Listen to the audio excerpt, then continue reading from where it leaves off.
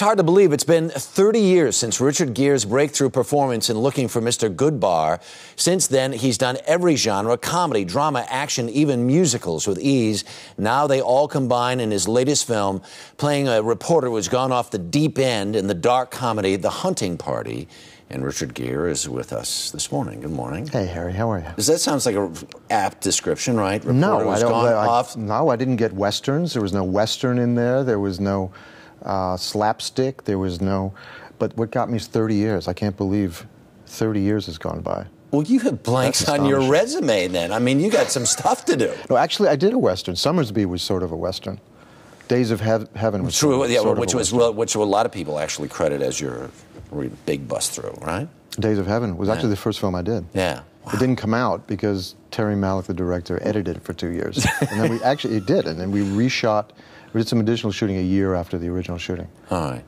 Well, when we introduce you the next time you're on the show, we'll make sure we have all the credits. Thank you. All the credits. Let's talk about this one because for me, this is vivid. It's real. I did a couple of trips to Bosnia during the war, and this is a group of old reporters, based on a true story. A bunch of old reporters decide to go back to Bosnia on a lark, and what?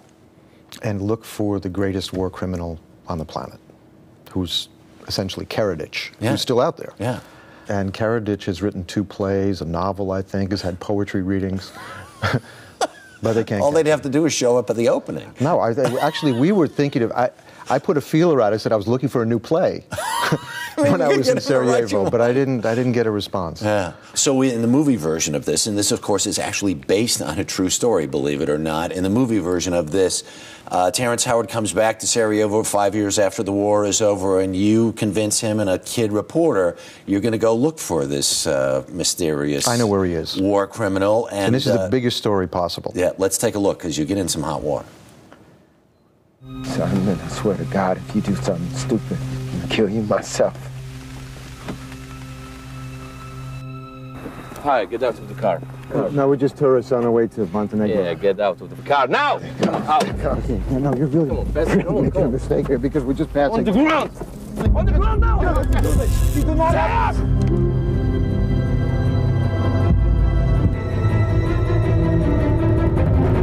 Simon?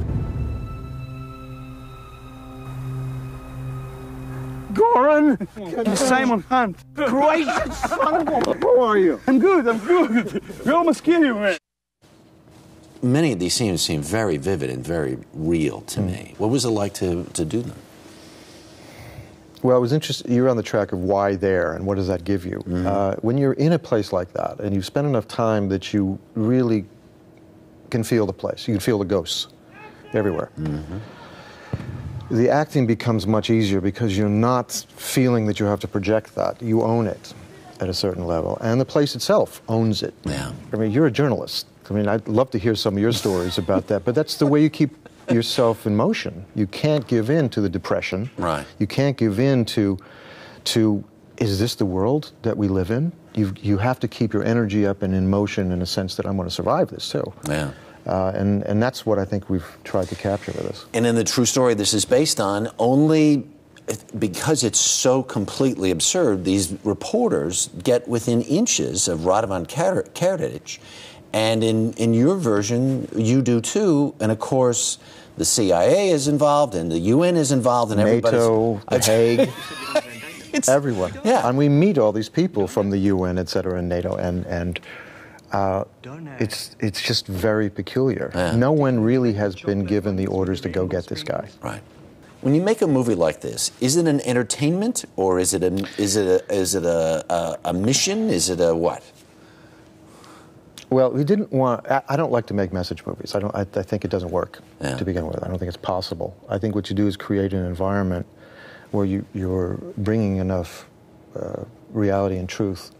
And that's in the wide version of that, including absurdity. Right. I don't know about your life, but I'll assume from my own life that a lot of what goes on is totally absurd in all of our lives. And we wanted that to be on film. I think for myself, I'd like this to reach deep enough into people that it resonates from their own emotions, and they come to their own conclusions about the world and maybe responsibility moving into the future. There you go. Always a pleasure to see you, sir. Thanks. For me too. Thank you so much. Richard Gere.